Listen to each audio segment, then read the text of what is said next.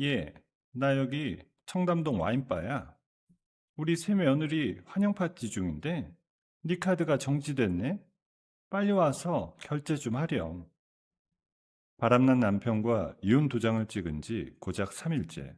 시어머니는 상황 파악도 못한 채 상간녀와 파티를 즐기며 저에게 당당히 결제를 요구했습니다. 아줌마 누구세요?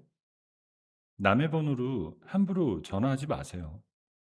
코웃음을 치며 전화를 끊어버리자 시어머니는 천륜을 저버리고도 잘 사나 보자며 천벌받을 년이라고 악담을 퍼부었습니다.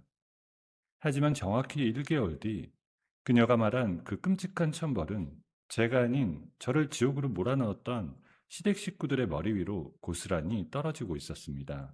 사연 시작 전에 구독 버튼을 눌러주시고 어디서 듣고 계신지 댓글에 남겨주세요. 그곳에 늘 행운이 가득하길 바라겠습니다.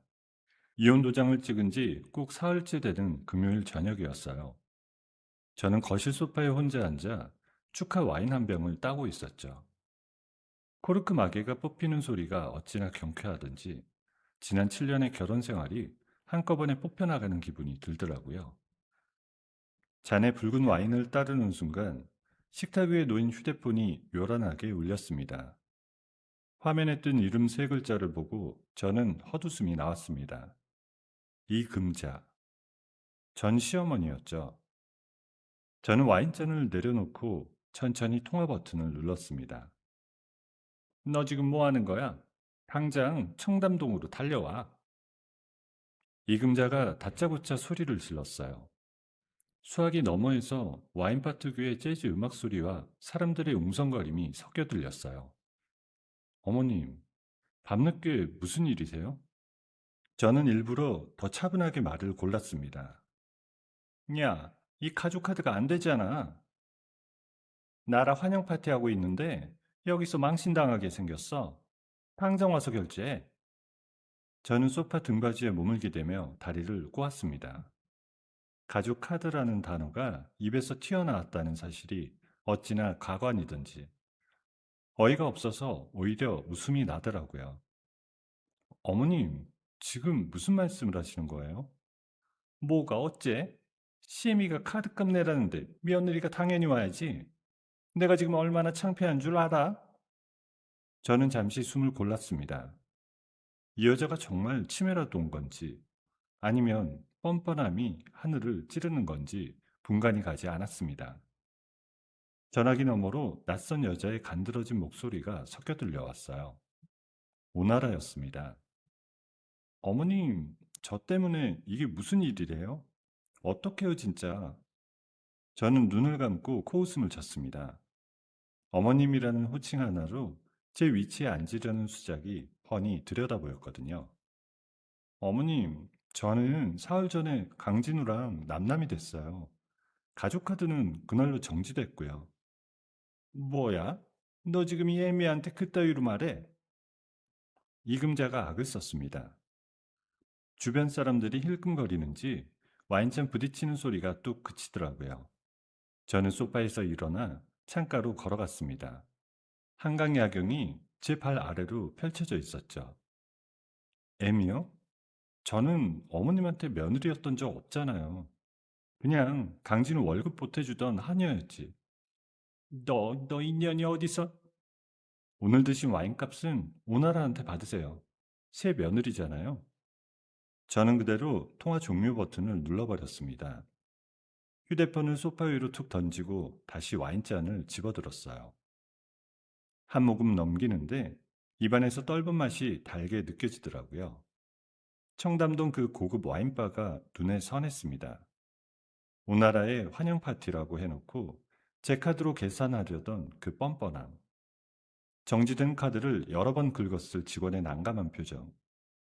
예금자가 주변 눈치를 보며 진땀을 빼는 모습이 그려져 저는 혼자 키득거렸습니다.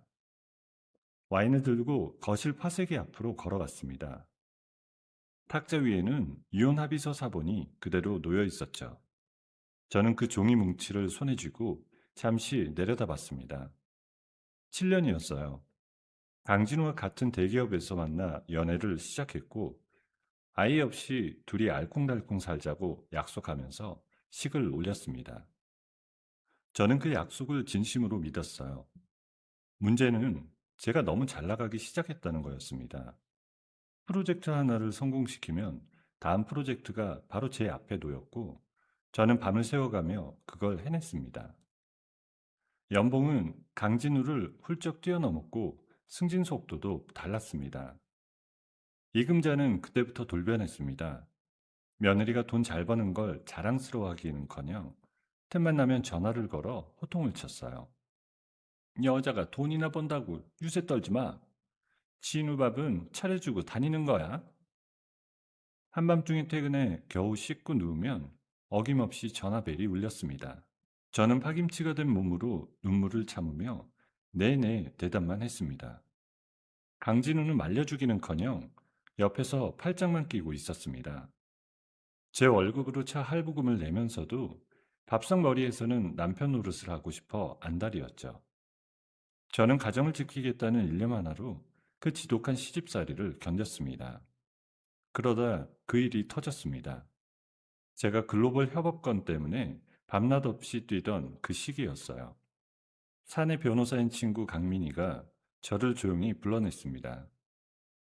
혜인아, 내가 이걸 보여줘야 하나 말아야 하나 고민했는데, 민희가 내민 휴대폰 화면에는 강진우가 신입사원 오나라의 허리를 감싸 안고 호텔 로비로 들어가는 사진이 있었습니다. 저는 그 길로 호텔로 달려갔어요. 객실 문을 열었을 때 강진우는 놀라기는커녕 당당하게 저를 올려다봤습니다. 당신이 집에 붙어 있었으면 내가 이랬겠어? 자신의 더러운 외도를 오히려 제 탓으로 돌리는 그 적반하장의 말투. 소식을 듣고 달려온 이금자는 저를 향해 삿대질을 하며 오나라를 제 등 뒤로 감쌌습니다. 얘가 얼마나 순진한 앤데 네가 진우한테 잘했으면 이런 일이 있었겠어? 저는 그 자리에서 마음을 완전히 접었습니다. 민희의 도움으로 증거를 모으는데 꼬박 2달이 걸렸죠. 강진우의 외도 사진과 문자, 이금자의 폭언 녹취록까지 샅샅이 긁어 모았습니다. 위자료와 재산 분할을 악착같이 받아냈고 회사 인사팀에도 2사람의 불륜 증거를 익명으로 보냈습니다. 2사람은 변두리 한직으로 쫓겨났습니다. 저는 합의서 사본을 파쇄기 입구에 밀어 넣었어요. 드르륵 종이가 갈리는 소리가 거실에 울렸습니다. 그때 다시 휴대폰이 울렸어요. 이번에는 미니였습니다. 혜인아, 그거 들었어? 뭘? 강진우 그 인간이 결국 마이너스 통장 털어서 와인값 계산했대. 이금자 어머님은 다리가 풀려서 의자에 주저앉았고 직원들한테 둘러싸여서 완전 쇼를 했다더라. 저는 와인잔을 들어 올렸습니다. 잘 됐네. 앞으로도 오나라가 돈 잘 쓰게 해줘야지. 그래야 저 사람들이 빨리 끝나지. 기생충들끼리 붙여놨으니까 알아서 말라 죽을 거야. 저는 전화를 끊고 창밖을 바라봤습니다. 파쇄기에는 마지막 종이 조각이 튀어나와 바닥에 떨어졌어요. 저는 그 조각을 주워 와인잔 옆에 올려놓고 천천히 한 모금을 더 넘겼습니다. 기생충 3마리가 한 접시에 담긴 셈이었어요. 오나라의 사치, 강진우의 무능, 이금자의 허영. 저는 그 셋이 서로를 갉아먹는 모습을 느긋하게 구경하기로 마음먹었습니다. 거실 조명을 끄고 침실로 향하는 제 발걸음이 오랜만에 가벼웠어요. 이혼 후 1달이 지났습니다. 저는 평소처럼 새벽 6시에 눈을 떴고 회사로 향하는 차 안에서 미니의 메시지를 확인했습니다. 강진우와 오나라가 변두리 지사에서 겉돌고 있다는 소식이었죠. 회사 사람들의 따가운 눈총 속에서도 오나라는 여전히 뻔뻔했습니다. 미니가 보내준 오나라의 SNS 화면을 넘기는데 저는 헛웃음이 나왔습니다. 시그니엘 호캉스 인증샷, 한우 오마카세 사진. 오나라는 매일같이 예비신부 놀이에 푹 빠져 있었죠. 혜인아, 저거 봐라. 월급으로 감당이 되는 사치가 아닌데. 강진우 마이너스 통장이 얼마나 버틸지 볼만하네. 이금자 어머님도 가관이야. 동네 사람들한테 오나라가 사줬다는 가짜 명품 스카프를 자랑하고 다닌대. 짝퉁도 명품이라고 우기고 다니시겠지. 원래 그런 사람이잖아. 저는 휴대폰을 내려놓고 창밖을 바라봤습니다. 아침 햇살이 한강 위로 반짝이더라고요. 그 시각 강진우의 집안 풍경은 민희를 통해 소상히 전해졌습니다. 강진우는 식탁 위에 쌓인 청구서 더미를 노려보며 머리를 감싸쥐고 있었어요. 오나라는 그 맞은편에서 새로 산 핸드백을 거울 앞에서 비춰보며 콧노래를 흥얼거리고 있었습니다. 너 이번 달 카드값이 얼만 줄 알아? 오빠가 예쁘다고 사준 거잖아. 내가 언제 사준다고 했어? 오빠 기살려 주려고 내가 이렇게 예쁘게 꾸미는 건데 왜 그래? 기살리긴 뭘 살려. 지금 내 통장 안도 초과야. 오나라가 입술을 삐죽 내밀고 핸드백을 소파 위로 던졌습니다. 첫 번째 균열이 그렇게 시작됐죠. 다음 날 오나라는 눈물을 그렁그렁 담은 채 이금자의 집을 찾아갔습니다. 현관문을 열어준 이금자 앞에서 오나라는 손수건으로 눈을 찍어내며 흐느끼기 시작했습니다. 어머님, 저 너무 속상해요. 아이고, 얘가 왜 이래? 무슨 일이야? 진호 오빠가 요즘 기가 너무 죽어 있어요. 저한테 짜증만 내고요. 남자가 그러면 안 되는데. 아들 걱정하는 며느리가 다 있네. 우리나라가 고생이 많아. 어머님이 도와주셔야 해요. 오빠 기라도 좀 펴주게요. 이금자의 입꼬리가 슬며시 올라갔습니다. 그녀는 이미 며느리라는 말에 취해 있었죠. 내가 평생 모은 적금 있어. 그거라도 깨서 우리 아들 도와야지. 어머님, 진짜 너무 감사해요. 저 평생 어머님 은혜 안 잊을게요. 그날 이금자는 은행으로 달려가 노후자금으로 묶어둔 적금을 깼습니다. 그 돈이 강진우의 카드값으로 흘러 들어가는 순간 오나라의 사치는 더욱 대담해졌어요. 같은 시간 저는 회사 대회의실에서 임원들 앞에 서 있었습니다. 대표이사가 저를 똑바로 바라보며 말을 꺼냈어요. 윤 팀장, 이번 글로벌 협업 프로젝트 총괄을 맡아줬으면 하네. 차기 본부장 자리가 달린 건이야. 저는 한 발짝도 물러서지 않고 고개를 끄덕였습니다. 맡겨만 주시면 반드시 성과 내겠습니다. 회의실을 나서는 순간 심장이 빠르게 뛰더라고요.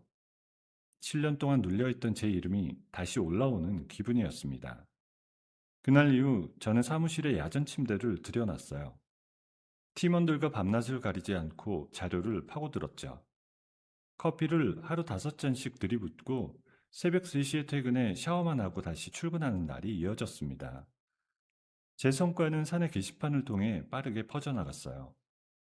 변두리 지사에서 그 소식을 접한 강진우는 모니터 앞에서 주먹을 부들부들 떨었습니다. 윤혜인 전현희. 옆자리에 앉아있던 입사동기 박 과장이 슬쩍 말을 던졌습니다. 야, 네 전부인 대단하다. 본부장 자리 거의 확정이라더라. 대단하긴 뭐가 대단해. 남의 공 가로채서 올라간 거지. 야, 너 아직 본사 서버 접근 권한 있지? 왜? 그 프로젝트 자료 감춰줄 사람 있어. 한 번만 빼오면 인생 바뀐다. 강진우의 눈동자가 흔들렸습니다. 그날 저녁 강진우는 박 과장을 강남의 룸사롱으로 불러냈습니다. 양주잔이 부딪히는 어두운 공간에서 두 사람은 속삭이듯 음모를 꾸미기 시작했죠. 내가 혜인이 프로젝트 하나만 무너뜨리면 그 여자 끝장이야. 서버 코드만 따주면 된다니까. 돈은 내가 확실히 연결해줄게. 반드시 짓밟아야 돼, 그 여자. 같은 시간 오나라는 호텔 스카이 라운지에서 다른 꿈을 꾸고 있었습니다. 투자 인플루언서라는 자가 주최한 VIP 모임. 샴페인 잔을 들고 웃고 있는 사람들 사이에서 오나라는 눈을 빛내고 있었죠. 강진우 월급으로는 택도 없지. 내가 크게 한번 벌어야지. 서로 다른 방향으로, 그러나 같은 끝을 향해 달려가기 시작한 세 사람. 그 밤 저는 사무실에 홀로 남아 프레젠테이션 슬라이드를 정리하고 있었습니다. 시계는 새벽 2시를 가리키고 있었어요. 노트북 옆에 놓인 블랙커피는 이미 식어 있었지만 저는 개의치 않았습니다.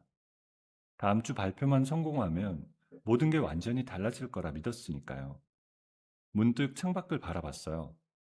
불 꺼진 빌딩 사이에서 제 사무실만 환하게 빛나고 있었습니다. 저는 목에 걸린 사원증을 손끝으로 쓸어내리며 숨을 길게 내쉬었습니다. 그때 책상 위 휴대폰이 짧게 진동했어요. 미니의 메시지였습니다. 혜인아, 몸 조심해. 네가 잘 될수록 저쪽은 더 독해질 거야. 저는 피식 웃으며 답장을 보냈습니다.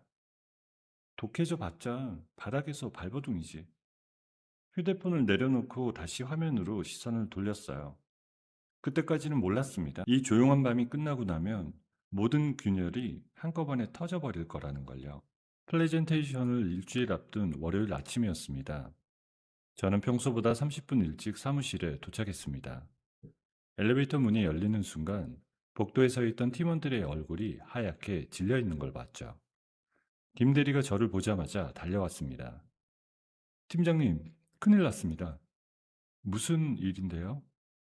우리 협업안이 경쟁사 쪽으로 새어나갔어요. 사내 익명 게시판에 다 올라와 있습니다. 저는 사무실로 들어가 모니터를 켰습니다. 게시판 화면을 스크롤하는 제 손가락이 잠시 멈췄어요. 기술 자료 유출은 기본이고 제가 팀원들 성과를 가로챘다는 이야기부터 하청 업체로부터 뒷돈을 받았다는 악의적인 글까지 상세하게 올라와 있었습니다. 저는 의자에 등을 기대며 천천히 숨을 내쉬었어요. 사무실 문이 벌컥 열리고 감사팀 직원 3명이 들어왔습니다. 윤혜인 팀장님, 내부 감사 진행합니다. 노트북과 서류 봉인하겠습니다. 저는 자리에서 일어나 옆으로 비켜섰습니다. 감사팀 직원들이 제 책상을 뒤지는 동안 저는 창가에 서서 하늘을 바라봤어요. 흰 구름이 느리게 흘러가고 있었죠. 그때 제 휴대폰으로 문자 한 통이 들어왔습니다. 협업 파트너인 글로벌 기업 쪽에서 보낸 내용 증명이었어요. 계약 파기를 시사하는 문구가 선명했습니다. 박 과장이 강진우한테 넘긴 거네?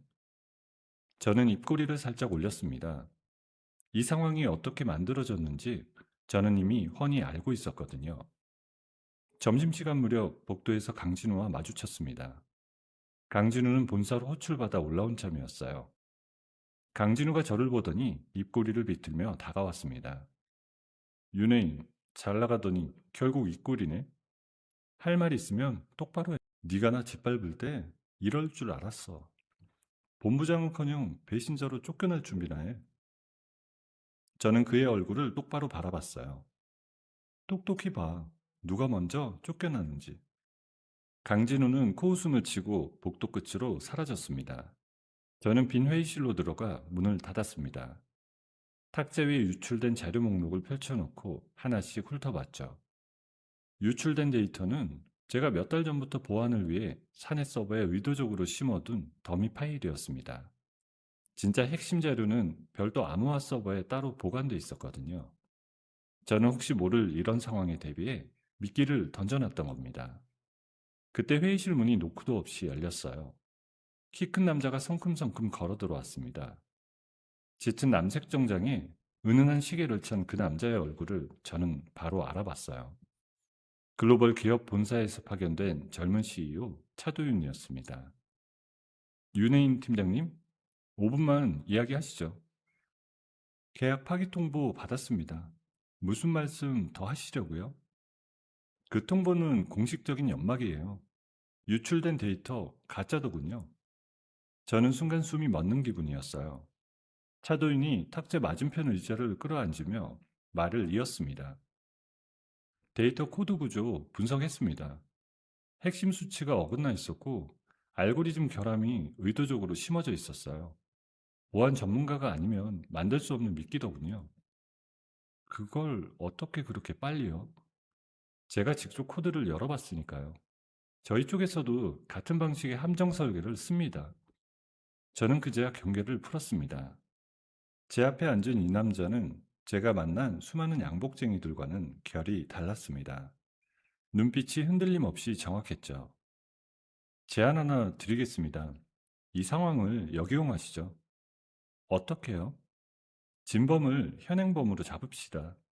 동시에 저희와 더 큰 규모의 독점 계약을 체결하고요. 파기 통보는 그냥 연기 피워놓은 거예요. 본사 결제는 이미 완료됐습니다. 저는 탁자 위에 놓인 펜을 집어들었어요. 좋아요. 같이 갑시다. 함정수사 시나리오를 짜봅시다. 저와 차도윤은 그 자리에서 머리를 맞댔습니다. 저는 펜으로 종이 위에 구도를 그려 나갔어요. 제가 감사팀 조사를 순순히 받을게요. 회사 안에서 완전히 고립된 약자처럼 보이게요. 좋습니다. 강진우가 안심해야 다음 수를 둘 테니까요. 두 번째 미끼는 더 정교하게 만들어야 해요. 이번엔 진짜처럼 보이는 가짜 기밀을 준비할게요. 박 과장한테는 그 경로가 자연스럽게 열리도록 해두죠. 저희 쪽에서 브로커 역할을 할 사람을 섭외하겠습니다. 거액거래 현장을 경찰과 함께 잡아낼 수 있게요. 저는 고개를 들어 차도윤을 바라봤습니다. 그의 눈빛에는 한치의 주저함도 없었어요. 강진우는 이번에 완전히 무너질 거예요. 저도 그렇게 되길 바랍니다. 회의실을 나오면서 저는 평소처럼 어깨를 늘어뜨리고 지친 표정을 지었습니다. 복도 끝에서 강진우가 저를 흘낏거리는 게 시야에 잡혔어요. 저는 일부러 그와 눈도 마주치지 않고 화장실로 돌아갔습니다. 세면대 앞에서 거울을 보는데 제 얼굴은 오히려 생기가 돌고 있더라고요. 오후 내내 저는 감사팀 조사에 성실하게 응했습니다. 저는 묻는 말에 내내하며 고개만 숙였습니다. 감사팀 직원이 제 표정을 살피며 혀를 찼습니다. 팀장님, 이거 징계가 좀 세게 나올 수도 있어요. 마음의 준비하세요. 네, 알겠습니다. 저는 일부러 목소리를 작게 떨었습니다. 이 모든 연기가 강진우의 귀에 그대로 들어가야 했거든요. 퇴근 시간이 지나고 사무실이 비었을 때 저는 제 자리로 돌아와 노트북을 열었습니다. 차도윤과 합의한 두 번째 미끼 파일을 정성 들여 만들기 시작했어요. 숫자 하나, 문장 하나에 치밀한 덫을 심었습니다. 겉으로 보기엔 완벽한 핵심 기밀처럼 보이지만 그 안에는 사용되는 순간 위치가 추적되는 디지털 워터마크가 박혀 있었습니다. 저는 파일을 박 과장이 접근할 수 있는 공유 폴더에 슬쩍 밀어 넣었어요. 화면 아래 시계가 밤 10시를 가리키고 있었습니다. 제가 노트북을 덮는데 휴대폰이 진동했어요. 차도윤이었습니다. 박 과장이 오늘 밤 룸사롱에서 강진우를 만나기로 했답니다. 미끼가 물렸어요. 사흘 안에 덫이 닫힐 거예요. 퇴근하고 식사는 하셨어요? 아니요. 회사 앞 카페에서 샌드위치라도 드시죠. 제가 사갈게요. 저는 잠시 휴대폰을 귀에서 떼고 창밖을 내다봤습니다. 차도윤의 목소리에서 비즈니스 파트너 이상의 온기가 느껴졌어요. 저는 그 온기를 애써 외면했습니다. 오늘은 괜찮습니다. 덫이 닫힐 때까지는 감정 섞지 말자고요. 알겠습니다. 덫이 닫히고 나면 다시 제안드리죠. 저는 전화를 끊고 사무실 불을 껐습니다. 어둠 속에서 제 책상 위 서류 더미가 희미하게 드러났어요. 사흘 뒤면 강진우가 수갑을 차게 될 거예요. 저는 가방을 챙겨 엘리베이터로 향했습니다. 로비를 지나가는데 제 발걸음이 평소보다 조금 빨라져 있었어요. 가짜 기밀을 저질러 온 지 꼭 사흘이 지났습니다. 그 사이 강진우는 박 과장으로부터 제 미끼 파일을 넘겨받았어요. 미니가 사내 정보망을 통해 실시간으로 그의 움직임을 전해줬습니다. 강진우는 이미 거액이 손에 들어올 거라는 확신이 있었습니다. 오나라와 함께 강남의 수입차 전시장에 들러 최고급 외제차를 계약했다는 소식까지 전해 들었어요. 미니가 보내준 휴대폰 영상 속 오나라는 새빨간 스포츠카 운전석에 앉아 박수를 치고 있었습니다. 얘네 진짜 대단하지 않아? 계약금을 마이너스 통장에서 또 땡겼대. 그 돈 다시 못 구경하고 차도 못 타볼 거야. 진짜 사이다야. 네가 이렇게 치밀한 줄 몰랐다. 저는 통화를 끊고 창밖을 바라봤습니다. 오늘이 디데이였어요.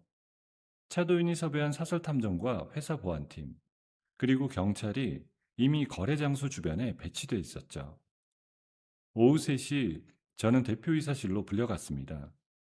감사 결과가 전면 백지화됐다는 통보를 받기 위해서였죠. 대표이사가 제 앞으로 서류 한 장을 내밀며 고개를 숙였습니다. 윤 팀장, 이번 일은 내가 미안하네. 자네를 너무 일찍 의심했어.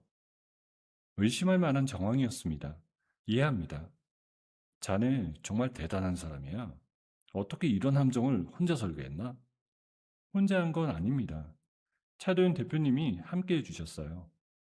그때 비서가 노크도 없이 문을 열고 뛰어들어왔습니다. 대표님, 지금 로비에서 난리가 났어요. 강진우 과장이요. 저와 대표이사는 동시에 자리에서 일어섰습니다. 엘리베이터를 타고 내려가는 동안 저는 입을 꾹 다물고 있었어요. 1층 로비에 도착해 문이 열리는 순간 제 눈앞에 펼쳐진 광경은 제가 지난 사흘 내내 머릿속으로 그려온 바로 그 장면이었어요. 강진우가 수갑을 찬 채 두 명의 경찰관에게 양팔을 잡혀 있었습니다. 바닥에는 가짜 기밀이 담긴 USB와 대포 통장이 압수 물품으로 가지런히 놓여 있었죠. 퇴근하던 직원들이 휴대폰을 들고 웅성거렸고 현장에는 이미 소문을 듣고 달려온 기자 몇 명이 플래시를 터뜨리고 있었습니다. 저는 로비 한복판에 서 있는 차도윤 곁으로 걸어갔어요. 차도윤이 저를 보자 가볍게 고개를 끄덕였습니다. 깨끗하게 잡혔어요. 산업기술 유출의 배임, 횡령까지 더해졌습니다. 수고 많으셨어요. 강진우가 고개를 들어 저를 봤습니다. 그의 얼굴은 창백하게 일그러져 있었어요. 혜인아, 이게 뭐야? 저는 한 걸음 더 앞으로 나섰습니다. 네가 훔친 그 자료 가짜야. 처음부터 끝까지 내가 만든 미끼였어. 거짓말이지? 그럴 리가 없잖아.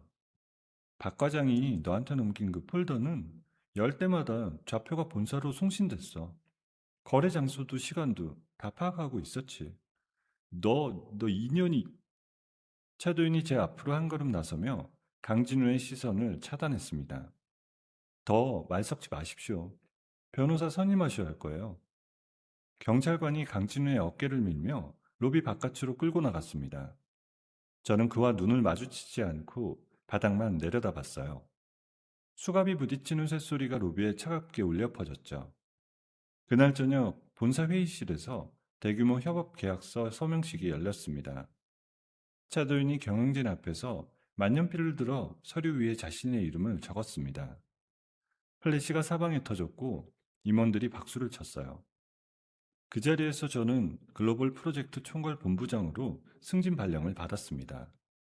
저는 단상에 올라 짧게 인사말을 했어요. 지금까지 묵묵히 저를 믿어준 팀원들께 감사드립니다. 앞으로 그 믿음에 더 큰 결과로 답하겠습니다. 박수 소리가 끝나고 축하 파티가 열렸습니다. 와인잔이 오가는 연회장 한쪽에서 차도윤이 제게 천천히 다가왔습니다. 덫이 다쳤네요. 네, 다쳤어요. 지난 사흘 동안 힘드셨을 텐데 티 한 번 안 내셨죠? 티 내면 안 되는 상황이었으니까요. 한 번도 흔들리지 않는 사람을 처음 봤습니다. 저는 잔을 가볍게 부딪혔습니다. 유리 소리가 작게 퍼졌습니다.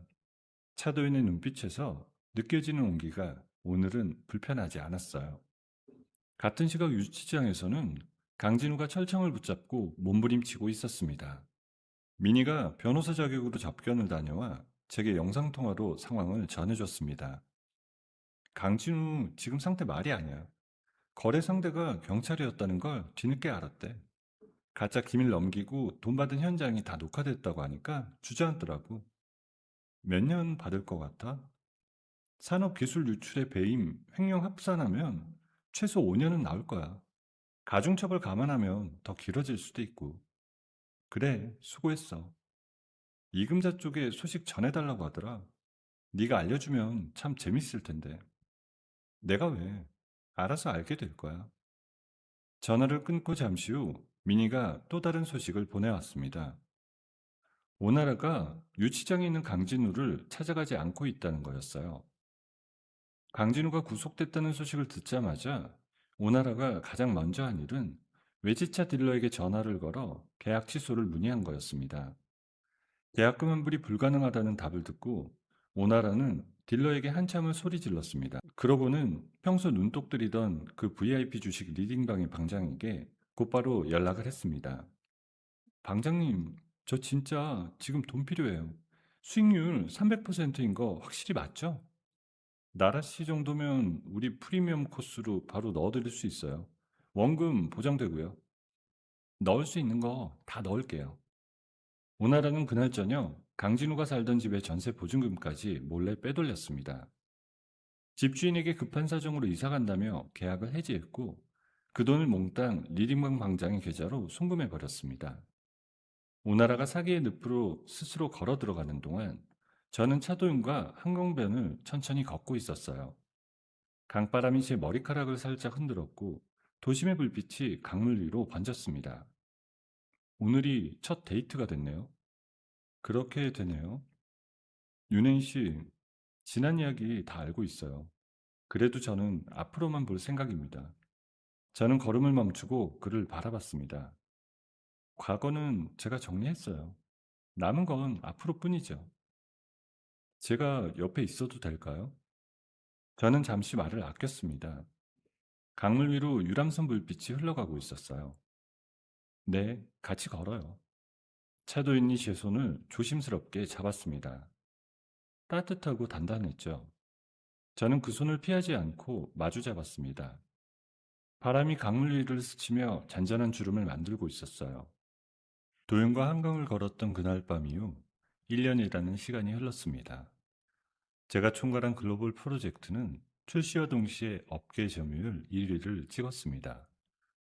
회사 창립 이래 역대급 매출 갱신이라는 타이틀이 제 이름 석자 옆에 붙었습니다. 저는 그룹 역사상 최연소 여성 임원으로 파격 발탁됐습니다. 임원 취임식 날 아침, 저는 거울 앞에 서서 검은 정장에 진주 브로치를 달았습니다. 조인이 제 뒤로 다가와 얼굴 속 저를 바라봤습니다. 떨려요? 진짜 네 인생이 시작되는 날이네. 이제 시작이지. 취임식장은 꽃과 플래시로 가득했습니다. 단상에 올라선 저는 마이크 앞에서 숨을 고르며 객석을 둘러봤습니다. 맨 앞줄에 도윤과 미니가 나란히 앉아 저를 올려다보고 있었죠. 저는 준비한 인사말을 천천히 꺼냈습니다. 저는 지난 10년간 이 회사에서 셀 수 없는 밤을 새웠습니다. 그 시간들이 오늘 이 자리로 이어졌습니다. 앞으로도 능력으로 증명하는 리더가 되겠습니다. 박수 소리가 천장을 흔들 만큼 커졌습니다. 행사가 끝나고 연회장으로 내려가는 엘리베이터 안에서 도윤이 제 손을 꼭 잡아줬습니다. 그는 품에서 작은 벨벳 상자를 꺼냈습니다. 혜인아, 오늘 이 자리에서 너한테 하고 싶은 말이 있었어. 지금이요? 내 평생 반려자가 되어줘. 작은 상자 안에는 작은 다이아몬드 반지가 조명을 받아 빛나고 있었습니다. 저는 잠시 말을 잃었어요. 할게. 차도윤이 반지를 제 왼손 약지에 끼워줬습니다. 엘리베이터 문이 열리는 순간 대기하고 있던 미니가 저를 보자마자 눈물을 흘렸습니다. 혜인아, 진짜 축하해. 네 덕분에 여기까지 왔어. 그날 저녁 양가 친척들이 모인 자리에서 저와 도윤은 약혼식을 올렸습니다. 도윤의 어머니가 제 손을 잡고 눈물을 훔치셨어요. 우리 며느리 고생 많았어. 어머님, 앞으로 잘 모실게요. 저는 인생의 정점에 서 있었습니다. 그 시각 이금자와 오나라의 삶은 정반대의 방향으로 곤두박질 치고 있었어요. 오나라가 전 재산을 밀어넣은 리딩방은 결국 정체를 드러냈습니다.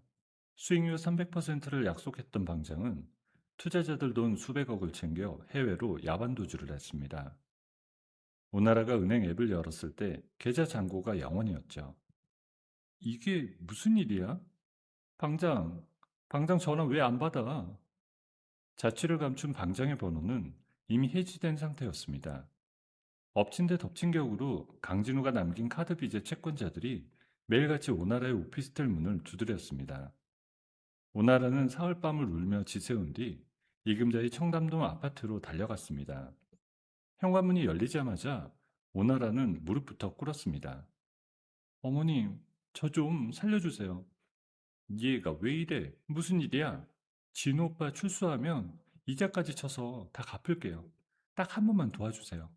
저 이 돈 못 구하면 채권자들한테 끌려가요. 얼마가 필요한데? 일단 급한 불 끄려면 3억은 있어야 해요. 제가 알아봤는데 재산금융권에서 이 아파트를 담보로 잡으면 바로 돈 나온대요. 이 집을? 이 집을 담보로? 잠깐이에요. 진호 오빠 나오면 저희 둘이 평생 어머님 모시고 살게요.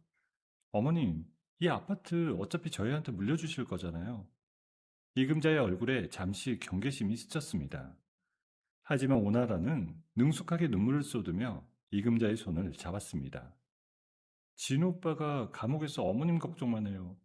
어머님이 저 안 도와주시면 진호 오빠도 나와서 제기 못해요. 알았다, 알았어. 내가 해결할게. 이금자는 다음날 재산금융권 사채업자를 불러들였습니다. 허름한 양복을 입은 사채업자는 아파트 등기부등본을 훑어보며 능글맞게 웃었습니다. 어머님, 이 정도 시세면 3억 나와요. 대신 월 이자가 좀 셉니다. 얼마나? 월 5부요. 150만 원씩 내셔야 합니다. 이금자는 손을 떨며 서류에 도장을 찍었습니다. 오나라는 현금 3억을 받아 챙기자마자 이금자 집을 나섰습니다. 그날 밤부터 오나라의 휴대폰은 꺼져 있었어요. 이금자가 아무리 전화를 걸어도 없는 번호라는 음성만 흘러나왔죠. 일주일이 지나도 오나라의 연락은 없었습니다. 이금자는 그제야 사태를 파악했어요. 동네 파출소로 달려가 신고하려 했지만 경찰은 고개를 저었습니다. 어머님, 이거 사기라고 보기도 애매해요. 며느리가 돈 빌려가고 연락 끊은 건 민사사안이라서요. 내 돈이야, 내 전 재산이라고. 변호사 선임하셔서 민사로 가셔야 해요. 이금자는 파출소 의자에 주저앉아 오열했습니다. 그 사이 오나라는 지명수배 공범 명단에 올라 있었어요. 폰지 사기 피해자들의 고소가 이어지면서 오나라는 방장의 공범으로 수사선상에 오른 상태였죠. 오나라는 이미 지방의 한 모텔로 잠적해 도망자 신세가 돼 있었습니다. 첫 달이자 150만 원을 막지 못하자 사채업자는 곧바로 이금자의 아파트에 사람을 보냈습니다. 살벌한 용역 서너 명이 현관문을 두드렸습니다. 어머님, 이제 안 들어왔어요. 오늘 안에 해결 안 되면 저희가 할 일 합니다. 잠깐만, 잠깐만. 내가 어떻게든 구해볼게. 말은 그만하시고 빨간 딱지 붙입니다. 용역들은 그날로 집안 곳곳에 경매 통지 스티커를 붙였습니다. 소파에, 식탁에, 장롱에, 냉장고에 붉은 딱지가 벽지 위로 번지듯 번져갔습니다. 감옥에 있던 강진우에게 변호사를 통해 이 소식이 전해졌습니다.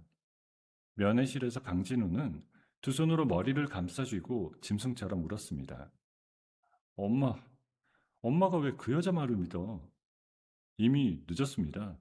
아파트는 경매 진행되고요. 나 좀 내보내줘요. 나 나가서 엄마 살려야 돼. 형기가 남았습니다. 불가능해요. 경매 입찰이 마감된 날 이금자의 아파트는 시세의 절반 가격에 낙찰됐습니다. 사채 원금과 이자를 제하고 나니 이금자의 손에 남은 건 단 한 푼도 없었습니다. 엄동소란의 거리로 쫓겨난 이금자는 낡은 캐리어 하나를 들고 동네 무료급식소 앞을 서성거렸습니다. 목도리도 없이 겨울바람을 맞으며 줄을 선 그녀의 얼굴은 한 달 사이에 10년은 늙어 있었어요. 그 시각 저는 도윤과 함께 신혼집 인테리어 샘플을 고르고 있었습니다. 대리석 무늬를 손으로 쓸어보는 제 왼손 약지에서 다이아몬드가 조용히 빛나고 있었어요. 혜인아, 이쪽이 더 따뜻해 보이지 않아? 이걸로 하자. 저는 따뜻한 거실에 서서 도윤의 어깨에 머리를 기댔습니다. 같은 하늘 아래 누군가는 길바닥에 앉아 밥 한 끼를 구걸하고 있었다는 사실을 저는 아직 모르고 있었습니다. 임원 취임 후 2달이 지났습니다. 저는 낮에는 본부장실에서 혁신 프로젝트를 이끌고 저녁이면 도윤과 결혼 준비로 웨딩 플래너를 만났습니다. 하루 24시간이 모자랄 지경이었지만 제 몸은 가벼웠습니다. 그날도 평소처럼 본사 로비를 빠져나와 주차된 차로 향하고 있었죠. 퇴근 시간이라 로비는 제법 붐볐습니다. 제 전용 기사가 차 문을 열어주는 순간 낡은 캐리어를 끌고 있던 한 노파가 비틀거리며 제 앞을 가로막고 쓰러졌습니다. 경호원 2명이 즉시 달려와 노파의 팔을 붙잡았어요. 어머님, 이러시면 안 됩니다. 일어나세요. 노파가 고개를 들어 저를 올려다봤습니다. 저는 잠시 숨이 멎는 기분이었어요. 뼈만 앙상하게 남은 그 얼굴은 1년 반 만에 마주한 전 시어머니 이금자였습니다. 혜인아, 혜인아, 나 좀 살려줘.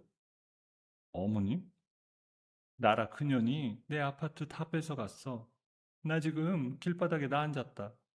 혜인아, 진우 나올 때까지만, 진우 출소 때까지만. 이금자가 제 바짓가랑이를 붙잡고 늘어졌습니다. 주변을 지나던 직원들이 발걸음을 멈추고 웅성거렸어요. 휴대폰을 드는 사람까지 눈에 들어왔습니다. 저는 천천히 몸을 낮춰 이금자의 손을 떼어냈어요. 어머님, 일어나세요. 혜인아, 네가 나 버리면 나 죽어. 진짜 죽어. 어머니랑 저랑은 2년 전에 끝났어요. 저는 강진우 전처도 아니고 어머님 며느리도 아니에요. 얘야, 사람이 그러는 거 아니야. 내가 너한테 어떻게 했는데 정확히 기억나요. 어머님이 저한테 어떻게 하셨는지. 저는 고개를 돌려 경호원에게 지시했습니다. 업무방해로 경찰에 신고하세요. 너 정말 이럴 거야? 나 여기서 죽을 거야. 여기 네 회사 앞에서 내가 기름 뒤집어 쓰고 분신해 버릴 거다. 네 얼굴에 평생 먹칠할 거라고. 저는 몸을 일으키며 이금자의 얼굴을 내려다봤습니다. 그렇게 하세요. 저는 법대로 대응할 테니까요. 저는 차에 올라탔습니다. 기사가 문을 닫고 차가 출발하는 동안 이금자의 비명이 뒤에서 한참을 따라왔습니다. 저는 룸밀러로 뒤를 돌아보지 않았습니다. 그 밤 저는 잠을 제대로 못 잤어요. 이금자가 저주처럼 쏟아낸 말이 머릿속을 맴돌았죠. 노인이 옆에서 제 어깨를 쓸어내렸습니다. 혜인아, 괜찮아? 괜찮아야지. 저런 사람한테 흔들리면 안 되잖아. 내일부터 경호팀 더 붙일게. 너 혼자 대응하지 않게. 너 혼자 대응하게 두지 않아. 다음날 아침이었습니다. 출근길 회사 정문 앞에서 저는 멀리서부터 붉은 피켓을 확인했습니다. 이금자가 본사 앞에 자리를 잡고 있었어요. 피켓에는 허위 사실이 큼지막하게 적혀 있었습니다.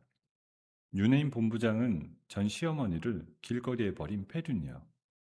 회사 앞 인도를 오가던 사람들이 모두 휴대폰을 들고 있었습니다. 저 여자가 우리 아들 감옥 보내고 늙은 애미를 길바닥으로 내몰았어요. 이게 대기업 임원이라니 세상에 이런 여자가 어디 있습니까? 차가 정문을 통과하는 동안 저는 창문을 내리지 않았습니다. 그날 점심 무렵 홍보팀장이 본부장실로 뛰어들어왔어요. 본부장님, 인터넷 커뮤니티에 사진 쫙 퍼졌습니다. 최연소 여성 임원의 추악한 민낯이라는 제목으로요. 조회수는요?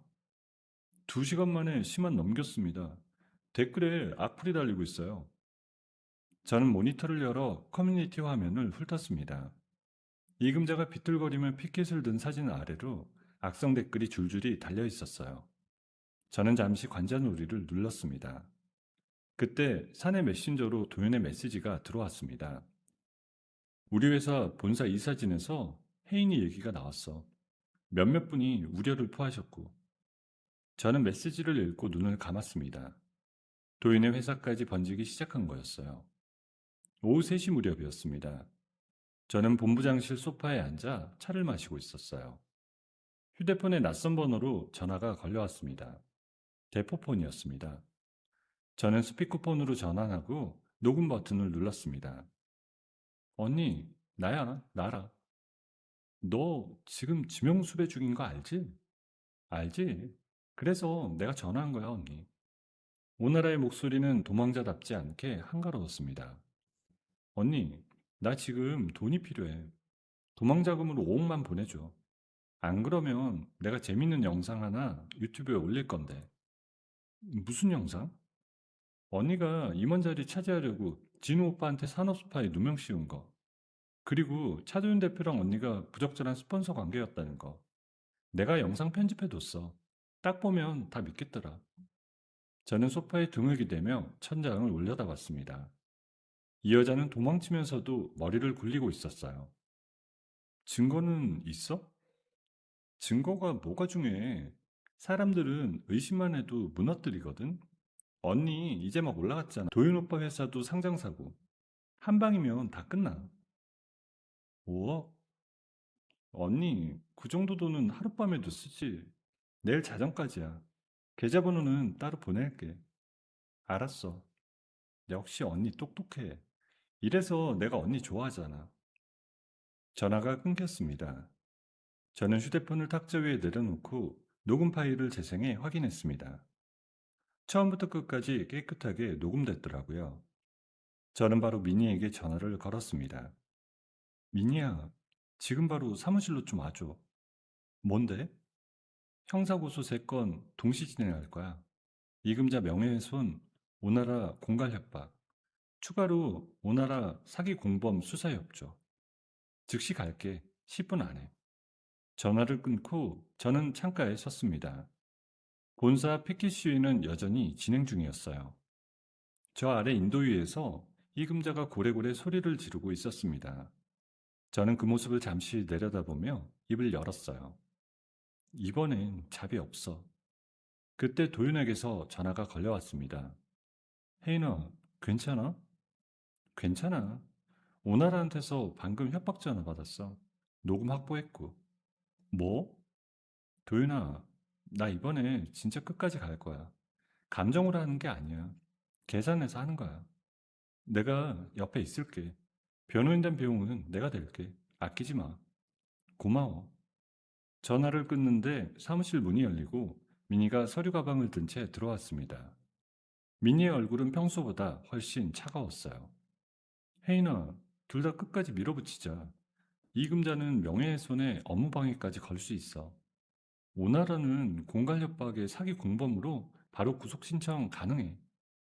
이번엔 감정 섞지 말고 법이 할 수 있는 건 전부 다 하자. 내일 아침 8시에 로펌 사람들 직결시킬게. 저는 책상에 휴대폰을 집어들고 녹음 파일을 미니에게 전송했습니다. 파일 전송이 완료됐다는 알림 소리가 사무실에 작게 울렸습니다. 창밖으로 해가 지고 있었고 본사 정문 쪽에서는 여전히 이금자의 목소리가 희미하게 들려왔습니다.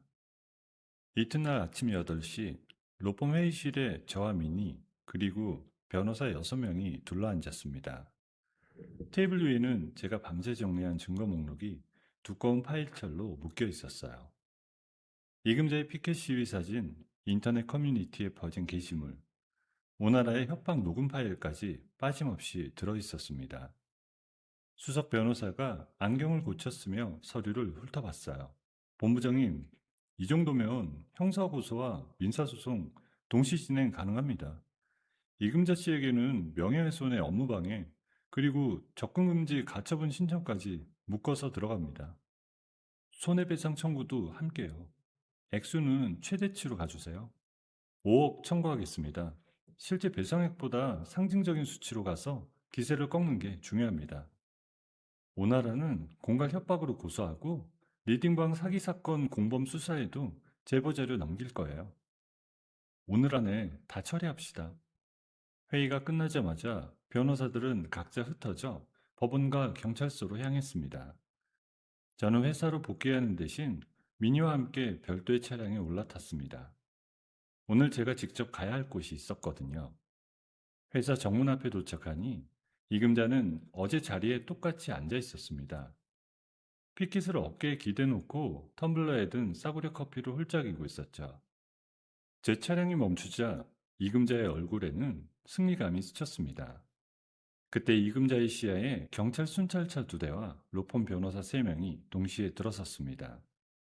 뭐야, 이게 뭐야? 경찰관이 다가가 이금자 앞에 섰습니다. 이금자 씨 되시죠? 명예훼손 및 업무 방해 혐의로 경찰서에 동행하셔야겠습니다. 내가 왜 가? 내가 뭘 잘못했어? 변호사가 그 옆에서 두꺼운 서류를 내밀었습니다. 접근 금지 가처분 신청서와 손해배상 청구소장입니다. 청구액 5억 원이고요. 오늘부로 이 건물 반경 100m 이내 접근 금지됩니다. 5억? 5억이 어디 있어? 나 돈 한 푼 없는데. 재산 없으시면 노역으로 대체됩니다. 이 건은 합의 대상이 아닙니다. 이금자가 피켓을 떨어뜨리고 바닥에 주저앉았습니다. 저는 차에서 내리지 않고 창문 너머로 그 광경을 지켜봤습니다. 혜인아, 내가 잘못했어. 한 번만 봐줘. 저는 창밖을 내다보며 립스틱을 한 번 덧바른 뒤 창문을 조금 열었습니다. 어머님, 법원에서 뵙죠.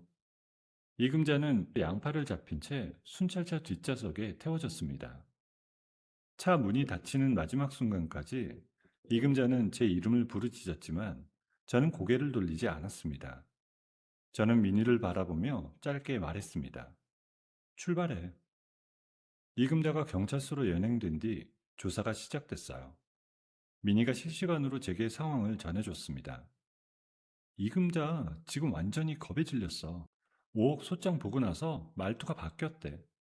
자기는 오나라한테 속아서 이렇게 됐다고, 오나라 다 불겠다고 제 발로 진술 시작했어. 예상대로네.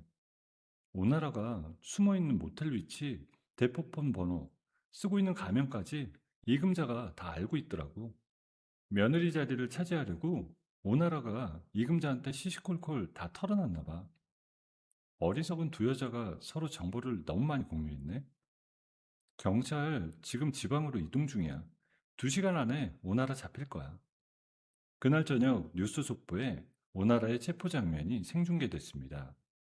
지방 소도시의 허름한 모텔 현관에서 오나라가 수갑을 찬 채 고개를 푹 숙이고 끌려 나왔습니다. 검은 후드티에 민낯, 머리는 제멋대로 헝클어져 있었죠. 내가 왜 잡혀? 나는 피해자야. 방장한테 나도 속은 거라고. 사기 공범에 공갈 협박까지 더해졌습니다. 서에서 자세히 얘기하시죠. 카메라가 오나라의 얼굴을 클로즈업으로 잡는 순간 제 휴대폰으로 도윤의 전화가 걸려왔습니다. 혜인아, 뉴스 보고 있어. 나도 보고 있어. 내일 기자회견 할게. 내가 직접 나가서 밝히는 게 좋겠어. 너 괜찮겠어? 이건 내가 꼭 해야 해. 너한테 찍힌 스폰서 관계라는 얼룩은 내가 지워야지. 다음날 오전 도윤은 자사 대회의실에서 기자회견을 열었습니다. 수십 대의 카메라 앞에서 도윤이 마이크 앞에 섰습니다. 저 차도윤은 오늘 이 자리에서 분명히 말씀드립니다. 윤혜인 본부장은 저희 회사가 가장 신뢰하는 파트너이며 제가 평생을 함께할 반려자입니다. 최근 유포된 모든 허위 사실은 지명수배 중이던 피의자의 공갈 협박에서 비롯된 것입니다. 저희는 모든 법적 수단을 통해 끝까지 대응하겠습니다. 카메라 플래시가 도윤의 얼굴 위로 쏟아졌습니다. 저는 그 장면을 본부장실 모니터로 지켜보며 입가에 작게 미소를 지었습니다. 기자회견이 끝나자 저를 둘러쌌던 악성 루머는 하룻밤 사이에 방향을 틀었습니다. 인터넷에는 새로운 제목의 기사들이 쏟아졌습니다.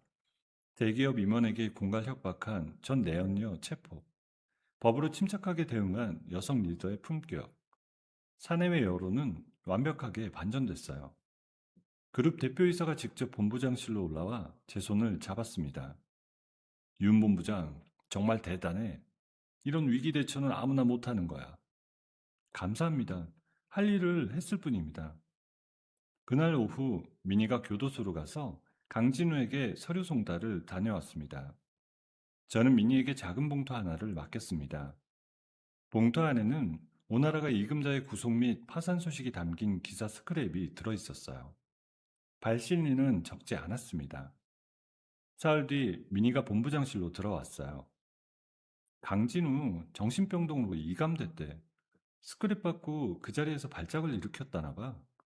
벽에 머리를 찍고 울부짖다가 교도관들한테 제압당해서 실려갔다더라. 자기가 만든 일이야.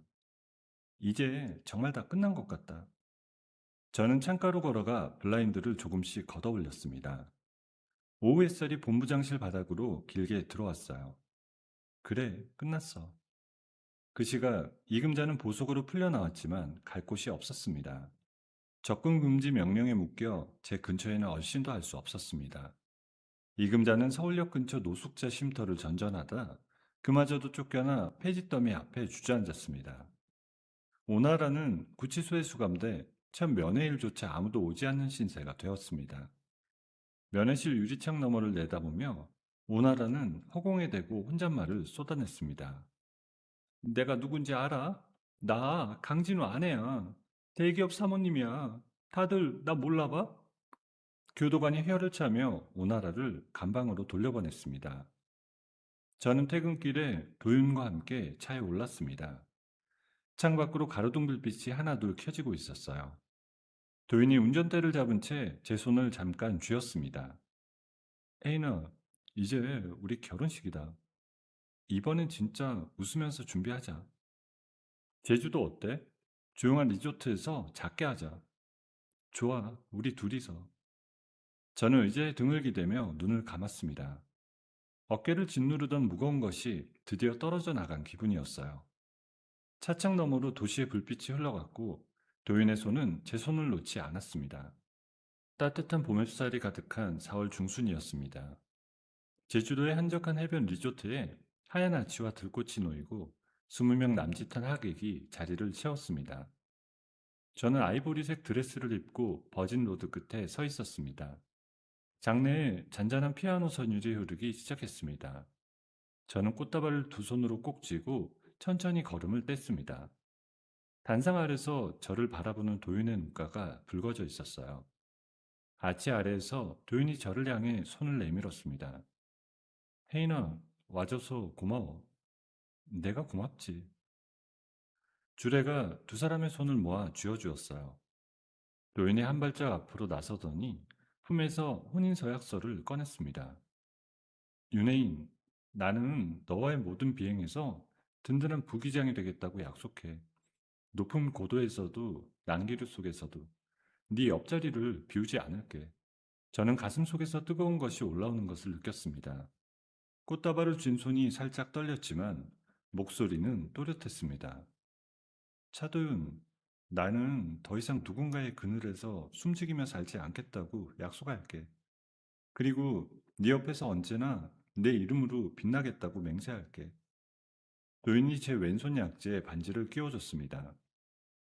주례가 두 사람의 결혼을 선언하는 순간 하객석에서 미니가 손수건으로 눈가를 찍어냈습니다. 미니 옆에 앉아있던 저희 프로젝트 팀원들이 벌떡 일어나 박수를 보냈습니다. 본부장님, 진짜 예쁘세요. 대표님, 넥타이 삐뚤어진 거 안 보여요?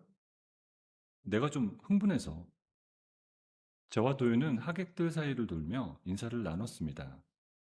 바닷바람이 상쾌했고 봄 햇살이 제 드레스 자락 위로 부드럽게 내려앉았습니다. 도윤이 제 허리를 감싸 안으며 귓가에 속삭였습니다. 혜인아, 우리 신혼여행 가서는 일 얘기 하나도 하지 말자. 내가 참을 수 있을까? 내가 휴대폰 숨길 거야. 저는 도윤의 어깨에 머리를 살짝 기댔습니다. 수평선 너머로 하얀 구름이 천천히 흘러가고 있었어요. 신혼여행을 다녀온 지 꼭 한 달이 지난 월요일이었습니다. 저는 새로 단 부사장 명패가 놓인 임원 회의실 상석에 앉아 있었습니다.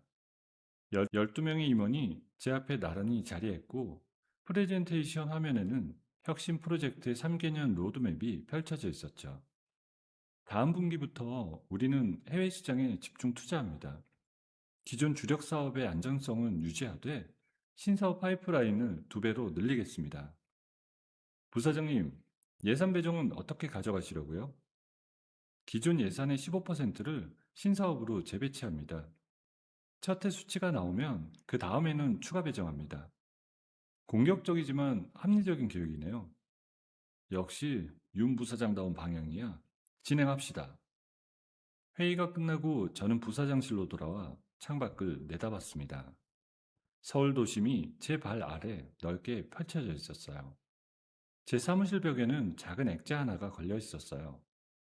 제주도 결혼식 날 도윤이 저를 바라보며 웃고 있는 사진이었습니다. 저는 그 사진을 잠시 바라보다 책상으로 돌아와 결제 서류를 훑어봤습니다. 그 시각 도심 외곽의 한 정신병원에서는 강진우가 창살 너머로 햇빛을 올려다보고 있었습니다. 그의 수감 생활은 길어지고 있었어요. 가석방 심사에서도 탈락한 뒤 정신병동에서의 시간은 의미 없이 흘러갔죠.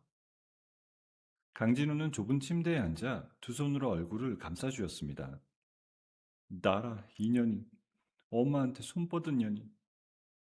강진우는 매일 밤 오나라의 이름과 이금자의 이름을 번갈아 부르며 짐승처럼 울부짖었습니다.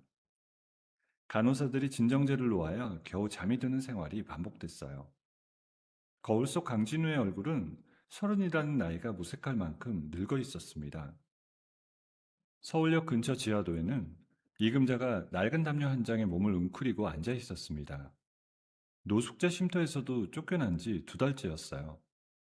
접근 금지 명령에 묶여 제 근처엔 얼씬도 못하는 이금자는 낮에는 폐지를 줍고 밤이면 지하도 한 구석에서 잠을 청했습니다. 폐지 묶음을 고물상으로 가져가면 손에 쥐어지는 건 하루 5천 원 남짓이었죠.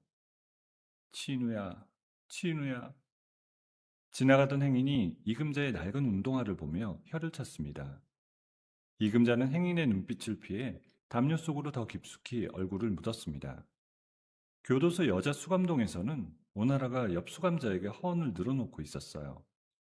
내가 이래봬도 대기업 임원의 며느리였어. 청담동 고급 아파트에서 살았고 외제차도 있었어. 또 시작이네. 며느리였던 여자가 왜 여기 있어? 시어머니가 나 버린 거야. 진호 오빠만 출소하면 나 데리러 올 거야. 작작 좀 해. 지겹다 지겨워. 오나라는 자기 말을 믿어주지 않는 수감자들 사이에서 조롱거리로 전락해 있었습니다. 처음에는 눈을 흘기던 수감자들이 이제는 대놓고 키득거리며 오나라의 헛소리를 흉내냈습니다. 오나라는 하루가 다르게 마르고 창백해져 갔어요. 그날 저녁 도인이 직접 운전하는 차 조수석에 앉아 저는 퇴근길 한강변을 달리고 있었습니다. 창밖으로 노을이 붉게 번져 있었고 강물 위로 유람선 불빛이 흘러갔습니다. 오늘 회의 어땠어? 내 계획대로 다 통과됐어. 당연하지. 내가 여자를 잘 봤으니까. 자만하긴. 혜인아, 응? 너 지금 웃을 때가 제일 이뻐. 저는 도윤의 손을 단단히 맞잡았습니다. 손끝에 느껴지는 온기가 지난 몇 년간의 상처를 서서히 덮어주고 있었습니다. 강물 위로 유람선이 또 하나 지나갔고 도윤의 차는 익숙한 도로를 천천히 달려갔습니다. 문득 저는 룸밀러로 제 얼굴을 바라봤어요. 거기엔 더 이상 누군가의 아내도 누군가의 며느리도 아닌 오롯이 윤혜인이라는 이름으로 살아가는 한 여자가 있었습니다. 지난 시간의 모든 상처와 눈물이 결국 오늘 이 풍경을 만들기 위한 밑거름이었다는 생각이 들었습니다. 저는 도윤을 향해 활짝 웃어 보였어요. 집에 가서 저녁 뭐 먹을까? 네가 먹고 싶은 거. 내가 차릴 건 아니지. 당연히 내가 차리지. 차가 붉은 신호등 앞에 멈춰섰습니다. 도윤이 제 손등에 입을 맞췄어요. 신호가 초록으로 바뀌고 차는 다시 앞으로 나갔습니다. 창밖으로 서울의 밤거리가 따뜻한 불빛으로 반짝이고 있었어요. 이금자의 탐욕과 오나라의 허영, 강진우의 열등감은 결국 서로를 갉아먹으며 스스로를 무너뜨렸고 묵묵히 자기 길을 걸어간 혜인은 능력과 품격으로 정점에 섰습니다. 살다 보면 억울한 일도 겪고 가까운 사람에게 상처받는 날도 있습니다. 그래도 자기 자리에서 성실하게 하루하루를 살아가다 보면 언젠가는 그 시간이 나를 지켜주는 단단한 힘이 되어 돌아온다는 것을 혜인이의 이야기가 보여주는 것 같습니다. 오늘 이 이야기가 여러분의 마음 한켠에 작은 위로가 되었기를 바랍니다. 여러분, 오늘의 이야기를 어디서 듣고 계신가요? 구독 버튼을 눌러주시고 댓글에 남겨주시면 감사한 마음으로 인사드리겠습니다. 감사합니다.